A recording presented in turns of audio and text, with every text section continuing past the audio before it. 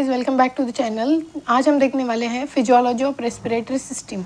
इसमें क्या है कि एक एसएक्यू आ सकता है और एलएक्यू भी आ सकता है, लेकिन कौन से टॉपिक, ये बहुत बड़ा टॉपिक है, तो इसमें से कहाँ से एसएक्यू और कहाँ से एलएक्यू आएगा। सबसे पहले तो मोस्ट इंपॉर्टेंट है कि रेस्पिरेशन की डेफिनेशन क्या होती है, कि exchange of gases in lungs as well as at tissue level. मतलब इसकी डेफिनेशन है जो आपने नीट की प्रिपरेशन के टाइम याद की होगी, वही डेफिनेशन है। और इसके मोस्ट इंपॉर्टेंट है कि रेस्पिरेशन पर क्वेश्चन कैसे आएंगे, तो फंक्शंस ऑफ रेस्पिरेटरी सिस्टम आएंगे।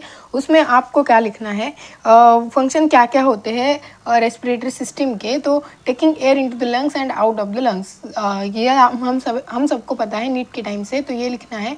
Diffusion of oxygen and carbon dioxide across the alveoli and alveolar capillaries. Maintains RTL partial pressure of carbon dioxide at 40 mm and dilation. Excretion of volatile gases like ether and ammonium chloroform. Production of sounds like speaking and singing. ये respiratory system के functions है, और इसमें आपको लिखना है functions of upper respiratory system, functions of lower respiratory system. ये सारे फंक्शंस इसमें आने ज़रूरी है। और रेस्पिरेटरी सिस्टम के पार्ट्स कौन होते हैं, अपर respiratory system, lower respiratory system. अपर रेस्पिरेटरी सिस्टम में कौन से ऑर्गन्स आते हैं, लोअर रेस्पिरेटरी सिस्टम्स में कौन से ऑर्गन्स आते हैं, तो ये ऑर्गन्स आपको वहाँ लिखने होंगे। Functions of upper respiratory system क्या है, ये कंडक्ट करता है एयर को from nose to the trachea, और फिर एयर एंटर होती है हमारे नोज से अंदर ट्रकिया के through, and dust particles are trapped in a nasal mucosa. Air is warmed in the nasal cavity. जो air है वो nasal cavity में warm की जाती है, and then it pass to the pharynx. ये आपको MCQ के लिए आ सकता है कि एयर जो है वो वार्म कहाँ होती है, तो नजल कैविटी में होती है, और उसके बाद फेरिंग्स में भेजी जाती है। एयर इज ह्यूमिफाइड इन नोज, तो एयर का ह्यूमिडिफिकेशन कहाँ होता है, ये भी आपको MCQ के लिए पूछा जा सकता है। तो इसमें भी है कि nose and outgoing of air is cooled in the nose. जो एयर नाक से हमारे बाहर जाती है तो वो कूल करने का काम भी नोज करता है। Functions of lower respiratory system क्या है, लैरिंग्स is concern with voice production. जो लैरिंग्स होता है वो लोअर रेस्पिरेटरी सिस्टम का पार्ट है, ऑर्गन है, तो उसमें क्या होता है कि वो वॉइस प्रोडक्शन का काम करता है। जो इसमें ऑर्गन्स है इन्हीं के फंक्शंस आपको यहाँ पर लिखने हैं। Trachea conduct air from throat, मतलब pharynx to the right and left pulmonary bronchi. इसके बाद क्या करना है कि ब्रोंकाई का फंक्शन क्या है, ब्रोंक्यूल का फंक्शन क्या है, तो ब्रोंक्यूल का फंक्शन है terminal bronchiole supplies air to pulmonary lobule. Pulmonary lobule is small compartment in the lung, and then lower respiratory system का पार्ट है अल्वियोलाई ऑफ द लंग्स। तो अल्वियोलाई ऑफ द लंग्स का function क्या है कि alveoli site of for gaseous exchange, ये आपको MCQ के लिए भी आ सकता है। And alveoli surrounded by capillary network, gaseous exchange take place in the alveoli. तो इतना भी लिख सकते हैं कि gaseous exchange take place in the alveoli and capillary blood, और ये MCQ के लिए भी इंपॉर्टेंट है। इसके बाद पूछा जा सकता है कि फिजियोलॉजी ऑफ रेस्पिरेशन, ये LAQ के लिए पूछा जा सकता है। SAQ के लिए LAQ के लिए अगर पूछा गया तो ये फॉलोइंग स्टेप्स होती है रेस्पिरेशन की। सबसे पहले इन 4 स्टेप्स को याद करना है कि पल्मोनरी वेंटिलेशन और ब्रीदिंग, मतलब ब्रीदिंग रेस्पिरेशन की पहली स्टेप है सांस लेना। उसके बाद है diffusion of gases between alveoli and alveolar capillaries, मतलब जो गैसेस का डिफ्यूजन होता है अल्वियोलाई एंड अल्वियोलर कैपिलरीज के थ्रू, वो सेकंड स्टेप है। And then transport of oxygen to the cells, जो लंग्स में ऑक्सीजन आता है वो सेल्स के पास पहुंचाया जाता है। ये तीसरी स्टेप है रेस्पिरेशन की। एंड इसके बाद का फंक्शन है carriage of CO2 to the lungs. तो इनको आपको एक्सप्लेनेशन करना है। पल्मोनरी वेंटिलेशन मतलब ब्रीदिंग, तो ब्रीदिंग में क्या क्या होता है कि movement of air into and out of the respiratory tract is called as pulmonary ventilation और breathing। और ventilation के 2 टाइप्स होते हैं, alveolar ventilation and pulmonary ventilation। pulmonary ventilation का मतलब है breathing, and alveolar ventilation का मतलब है exchange of gases across the alveoli and blood। ये सब लिखने के बाद है कि अगर LAQ के लिए क्वेश्चन आया है तो आपको लिखना पड़ेगा मैकेनिज्म ऑफ रेस्पिरेशन। रेस्पिरेशन किस तरीके से होता है, तो breathing consist of inspiration and expiration. हमारी जो ब्रीदिंग है, पल्मोनरी वेंटिलेशन है, वो कंसिस्ट करता है इंस्पिरेशन, एक्सपिरेशन एंड पॉज। यह हमारे रेस्पिरेशन का मैकेनिज्म है। तो रेस्पिरेटरी साइकिल कैसी होती है कि the single cycle of inhalation and exhalation is called as respiratory cycle. तो जब हम सांस लेते हैं और सांस छोड़ते हैं तो हम उसे कहते हैं respiratory cycle. And inspiration last for 2 seconds, expiration last for 3 seconds. ये एमसीक्यू के लिए आ सकता है कि इंस्पिरेशन 2 सेकेंड के लिए चलता है, एक्सपिरेशन 3 सेकेंड्स के लिए चलता है, and normal rate of respiration है 14 to 18 मिनट्स। ये एमसीक्यू के लिए आ सकता है, प्रीवियस ईयर में भी बहुत बार आ चुका है। तो 14 to 18 मिनट्स ये नॉर्मल रेट ऑफ रेस्पिरेशन है। इंक्रीज्ड उसके बाद लिखना है कि थोरेसिक केज पर क्या असर पड़ता है रेस्पिरेशन का, मसल्स पर क्या असर पड़ता है। तो thoracic cage enlarges during inspiration, sternum and ribs are elevated during inspiration. ये इंस्पिरेशन के दरमियान thoracic cage and sternum and ribs के साथ होता है। And then muscles of inspiration कौन से है, ये आपको एमसीक्यू के लिए भी आ सकता है कि कौन से मसल्स है इंस्पिरेशन के, एक्सपिरेशन के कौन से मसल्स है। तो diaphragm and external intercostal muscles our muscles of inspiration, internal intercostal muscles, transversus thoracic muscle and external internal oblique muscles are muscles of expiration। ये आपको एमसीक्यू के लिए भी पूछा जा सकता है। एक्सेसरी मसल्स ऑफ रेस्पिरेशन, जो रेस्पिरेशन में हेल्प करते हैं वो अदर मसल्स कौन से हैं, pectoralis minor, serratus anterior, sternocleidomastoid muscle and transversus abdominis. ये मसल्स है, उसमें ये भी ऐड होते हैं कि external and internal oblique muscle, rectus abdominis muscle. ये मसल इंपॉर्टेंट है तो इसे भी याद रखना है। एंड इंपॉर्टेंस ऑफ डायफ्राम क्या होता है रेस्पिरेशन में, diaphragm is the chief muscle of inspiration. ये आपको एमसीक्यू के लिए भी आ सकता है कि which is the chief muscle of inspiration, तो diaphragm. And surface area of diaphragm is very big, diaphragm never undergoes fatigue, diaphragm is inverted by phrenic nerve. ये एमसीक्यू के लिए आपको एनाटॉमी में भी पूछा जा सकता है, फिजियोलॉजी में भी, कि डायफ्राम जो है कौन सी नर्व से इनर्वेटेड है, तो फ्रेनिक नर्व से वो इनर्वेटेड है। Then physiology of inspiration, inspiration की फिजियोलॉजी क्या है कि taking air in the lung is called as inspiration, during inspiration following changes takes place. तो ये आपको एमसीक्यू के लिए भी आ सकता है एंड ये एसएक्यू के लिए भी आ सकता है कि फिजियोलॉजी ऑफ इंस्पिरेशन लिखिए, फिजियोलॉजी ऑफ एक्सपिरेशन लिखिए, ये भी। तो डायफ्राम कॉन्ट्रैक्ट, दो इंस्पिरेशन के दरमियान क्या होता है कि डायफ्राम कॉन्ट्रैक्ट होते हैं, डायफ्राम नीचे झुक जाते हैं। यहाँ पर आप देख सकते हैं कि इंस्पिरेशन के दरमियान diaphragm moves downward, vertical diameter of the chest increases, diaphragm नीचे झुक गए हैं तो moves downward, diaphragm moves downward. Abdominal muscle relax, abdominal contents moves downward, जो एब्डोमेन की कंटेंट है वो भी नीचे झुक जाते हैं। आप सांस ले रहे हैं, सांस अंदर भर रहे हैं तो अंदर का जो सरफेस एरिया है वो बढ़ जाएगा और ऑब्वियसली एब्डोमिनल मसल रिलैक्स होंगे, एब्डोमिनल कंटेंट जो है वो नीचे झुक जाएंगे। At the same time external intercostal muscle contract, और इसकी वजह से sternum and ribs move outward and upward direction. जो स्टर्नम एंड रिब्स होते हैं वो एलिवेट हो जाते हैं एक्सटर्नल इंटरकोस्टल मसल कॉन्ट्रैक्ट होने की वजह से। जो इन सब मूवमेंट्स की वजह से thoracic cage anteroposterior diameter, chest जो चेस्ट की जो डायमीटर है एंटेरो-पोस्टीरियर वो इंक्रीज हो जाती है। And the volume of lungs increases, intrapulmonary pressure decreases then that of the atmospheric pressure and air moves in the lungs. See अगर इतना सब याद नहीं भी रह रहा है तो आप यहाँ पर डायरेक्ट इंस्पिरेशन का चार्ट भी ड्रॉ कर सकते हैं। कॉन्ट्रैक्शन ऑफ डायफ्राम होता है इंस्पिरेशन के दरमियान, contraction of external intercostal muscle होते हैं। इसकी वजह से, इनके कॉन्ट्रैक्शन की वजह से vertical diameter of chest increase होती है और डायफ्राम का कॉन्ट्रैक्शन होने की वजह से डायफ्राम नीचे झुक जाता है and entero-posterior diameter of chest भी इंक्रीज हो जाती है। तो वर्टिकल डायमीटर भी इंक्रीज हो जाती है, एंटेरो-पोस्टीरियर डायमीटर भी इंक्रीज हो जाती है एंड देन लंग्स का जो है वो एक्सपेंशन होता है, इंट्रापल्मोनरी प्रेशर डिक्रीज होता है। तो ये आपको एमसीक्यू के लिए आ सकता है। And then air moves in the lungs, जो एयर है वो लंग्स में चली जाती है। आपको ये भी क्वेश्चन आ सकता है कि फिजियोलॉजी ऑफ एक्सपिरेशन लिखिए एसएक्यू के लिए। तो देन इसका क्या है कि expiration is a passive process, taking air out of the lung is called as expiration. Air को जो है लंग्स से बाहर निकालना मतलब होता है expiration. Expiration takes place in the following steps. Expiration में कौन कौन सी स्टेप्स होती है, जैसे इंस्पिरेशन में डायफ्राम कॉन्ट्रैक्ट होता है, यहाँ पर रिलैक्स हो जाता है, इंटरकोस्टल मसल्स भी यहाँ पर रिलैक्स हो जाते हैं, contraction of abdominal muscle start हो जाता है। जहाँ पर एब्डोमिनल मसल्स रिलैक्स हो जाते हैं वो है इंस्पिरेशन एंड एक्सपिरेशन में एब्डोमिनल मसल्स कॉन्ट्रैक्ट हो जाते हैं and reduction of volume of thoracic cavity in the lungs. जो थोरेसिक कैविटी का वॉल्यूम है वो डिक्रीज़ हो जाता है, बिकॉज आप एयर लंग से बाहर निकाल रहे हैं, तो डायफ्राम जो है वो ऊपर की तरफ बढ़ जाएगा और इसका जो वॉल्यूम है वो कम हो जाएगा. And then as a volume of lung get reduce, intrapulmonary pressure increases, then atmospheric pressure and air moves out of the lungs. ये आपका एक्सप्रेशन हो गया. एंड एक SAQ ऐसे भी आ सकता है कि difference between inspiration and expiration, ये इंपॉर्टेंट है. ये फिजियोलॉजी आए ना आए लेकिन ये आ सकता है. तो इंस्पिरेशन एक्सपिरेशन का डिफरेंस क्या है?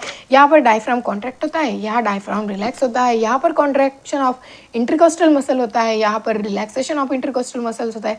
यहाँ पर एब्डोमिनल मसल कॉन्ट्रैक्ट होते हैं, यहाँ पर एब्डोमिनल मसल रिलैक्स होते हैं.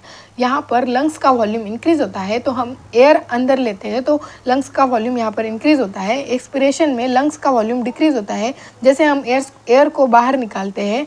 एंड देन यहाँ पर इंट्रापल्मोनरी प्रेशर जो होता है वो कम हो जाता है एटमॉस्फेरिक प्रेशर से. एंड यहाँ पर इंट्रापल्मोनरी प्रेशर है वो बढ़ जाता है एटमॉस्फेरिक प्रेशर से. और इसी तरह या एक्सपिरेशन में एयर जो है लंग से बाहर हो जाती है एंड इंस्पिरेशन में एयर जो है लंग्स के अंदर आ जाती है. तो ये इनका डिफरेंस हो गया. इसके बाद है एक्सचेंज ऑफ गैसेस, जो कहाँ पर होता है? ऑक्सीजन का एक्सचेंज होता है alveoli to blood and carbon dioxide from blood to alveoli. Gases exchange takes place at pulmonary level and at tissue level. तो पल्मोनरी लेवल और टिश्यू लेवल पर गैसियस एक्सचेंजेस होता है. तो O2 जो है वो alveoli to pulmonary capillary exchange होता है एंड कार्बन डाइऑक्साइड जो वो है वो कैपिलरी टू अल्वियोलाई एक्सचेंज होता है. Importance of partial pressure of gases, ये SAQ के लिए आ सकता है कि partial pressure of gases is important to determine movement of oxygen and carbon dioxide in the external and internal respiration. Exchange of gases में जो आएगा तो आपको डायरेक्टली ये दो बॉक्सेस निकालने हैं, या आपको नीट के टाइम पे भी था. तो partial pressure of gases in external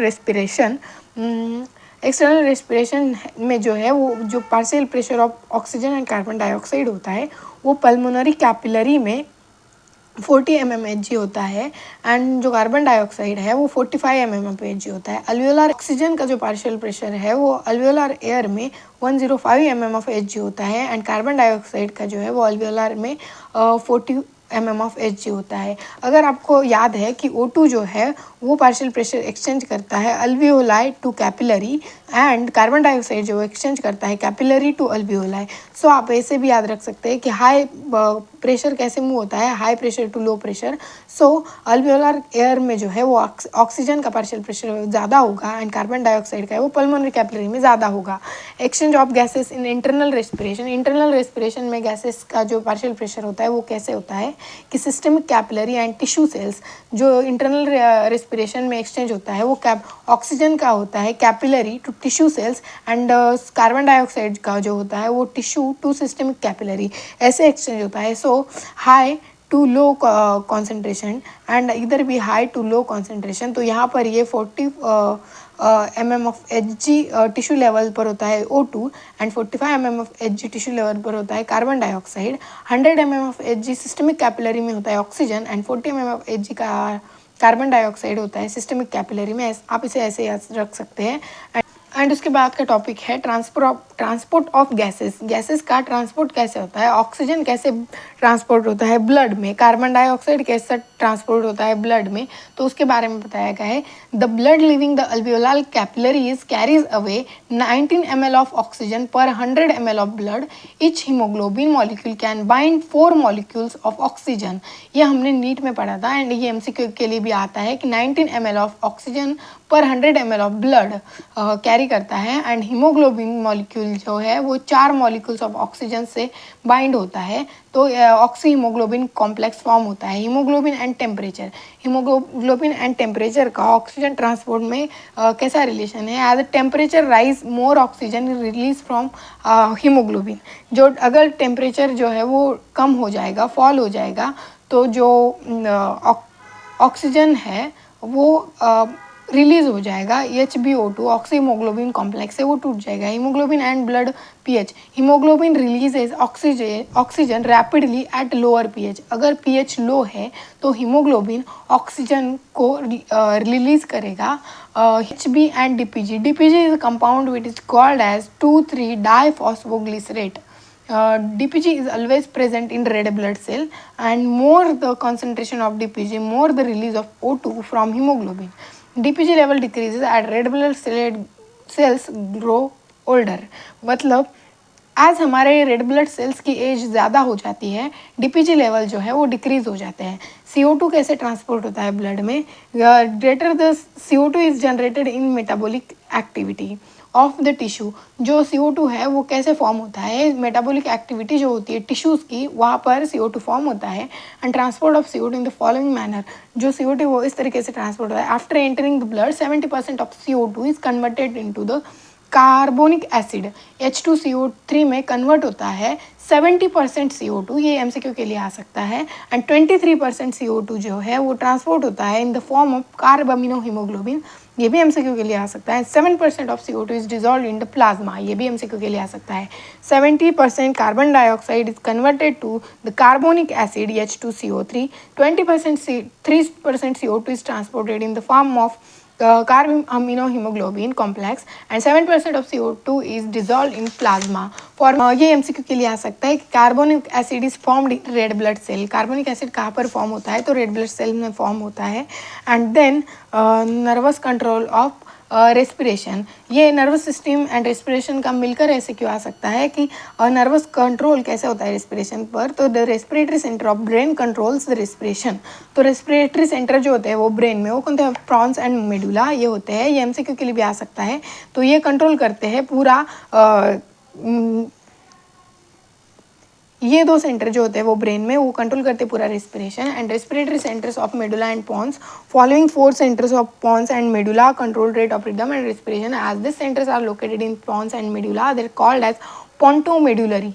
तो यहाँ पर क्या है कि रेस्पिरेटरी सेंटर्स कौन कौन से होते हैं? DRGN, VRGN, inspiratory centre present in medulla, expiratory centre present in medulla, and apneustic center present in pons and pneumotoxic center present in pons। तो यहाँ पर 4 रेस्पिरेटरी सेंटर्स होते हैं। जो अब इनको याद कैसे रखना है कि inspiratory centre and expiratory centre इनको कहते हैं DRGN एंड VRGN। तो इनको याद कैसे रखना है कि इंस्पिरेटरी सेंटर एक्सपिरेटरी सेंटर जिनको कहते हैं हम DRGN VRGN, वो कहाँ पर प्रेजेंट है? मेडुला में। तो इनको आप ऐसे याद रख सकते हैं EMI से आप इसे याद रख सकते हैं। एक्सपिरेटरी सेंटर इंस्पिरेटरी सेंटर कहाँ पर है? मेडुला में। And apneustic centre pneumotaxic centre pons में प्रेजेंट है। तो P² भी कह सकते हैं, लेकिन PA ज़्यादा बेटर है, लेकिन P के वजह से 2 नाम हो सकते हैं, आपको ये याद रखना है। पॉन्स में प्रेजेंट है pneumotaxic centre and apneustic centre, आप उसे ऐसे याद रख सकते हैं। एंड देन इंस्पिरेटरी सेंटर को हम कहते हैं DRGN, वो जो है वो मेन सेंटर है, और ये भी MCQ के लिए आ सकता है। एंड इनकी लोकेशन कहाँ पर है कि dorsal surface of medulla oblongata. DRGN का मतलब है dorsal respiratory group of neuron, VRGN का मतलब है ventral respiratory group of neurons. Inspiratory centre also called as DRGN। And action of inspiratory system, ये क्या होता है? पेसमेकर सेंटर की तरह एक्ट करता है ये inspiratory centre. And inspiratory centre maintain the rate of respiration by producing electric signals at the rate of 14 to 18 times per minute. Inspiratory centre के थ्रू जो सिग्नल्स प्रोड्यूस किए जाते हैं उनको हम कहते हैं RAMP signals. And RAMP signals are produce only for 2 seconds during which inspiration occurs. तो इंस्पिरेशन का जो पीछे हमने देखा था कि 2 सेकंड के लिए चलता है, एक्सपिरेशन 3 सेकंड के लिए चलता है। तो उन सिग्नल्स को प्रोड्यूस किया जाता है ओनली 2 सेकंड्स के लिए। Inspiratory system is connected with cervical spinal cord, phrenic nerve and diaphragm. DRGN का मतलब है dorsal respiratory group of neurons produces signals, and ये सिग्नल्स प्रोड्यूस करती है, इसकी वजह से diaphragm internal intercostal muscles contract होते हैं और इंस्पिरेशन होता है। अगर ये सिग्नल प्रोड्यूस नहीं करेंगे तो डायफ्राम कॉन्ट्रैक्ट नहीं होगा। Damage of to medulla and cervical spinal cord और phrenic nerve can lead to the failure of inspiration. अगर डैमेज होता है मेडुला स्पाइनल कॉर्ड या फिर सर्विकल नर्व को, तो जो है इंस्पिरेशन नहीं कर पाएंगे, and damage of medulla result into the death. ये भी एमसीक्यू के लिए आ सकता है। एंड एक्सपीरेटरी सेंटर जो है VRGN, ये सेंटर है माइनर सेंटर है, मेजर कौन सा है DRGN है। And they are also two in number and located in medulla. Expiratory centers are also called as ventral group of neurons and वो जो है वो काम करते हैं coughing, sneezing and forceful expiration के during. Apneustic centre and pons are the centre of VRGN and apneustic centre को जो है वो लोकेटेड होता है लोअर पॉन्स में। एंड इसका फंक्शन क्या होता है, maintain rhythmic activity of respiration. Pneumotaxic centre जो है वो अपर पॉन्स में लोकेट होता है एंड ये इनहिबिट करता है इंस्पिरेटरी सेंटर को to increase rate of respiration. तो ऐसा एमसीक्यू भी आ सकता है कि कौन इनहिबिट करता है इंस्पिरेटरी सेंटर को तो रेट ऑफ रेस्पिरेशन इंक्रीज करने के लिए, तो वो है न्यूमोटॉक्सिक सेंटर। आर्टिफिशियल रेस्पिरेशन ये मस्ट टू नो का टॉपिक नहीं है, लेकिन ये प्रीवियस ईयर में आ चुका है, तो आपको ये भी पूछा जा सकता है कि आर्टिफिशियल रेस्पिरेशन कौन से कंडीशंस में ज़रूरी होता है। Non functioning of respiratory muscles, जो रेस्पिरेटरी मसल्स होते हैं वो काम करना बंद कर जाते हैं, तब आर्टिफिशियल रेस्पिरेशन जो है वो रिक्वायर होता है। And person is drawn in water, अगर डूब गया पानी में तो इसकी जगह पर आपको आर्टिफिशियल रेस्पिरेशन देना पड़ सकता है। इलेक्ट्रिक शॉक जब लगता है तब भी आर्टिफिशियल रेस्पिरेशन की ज़रूरत पड़ती है।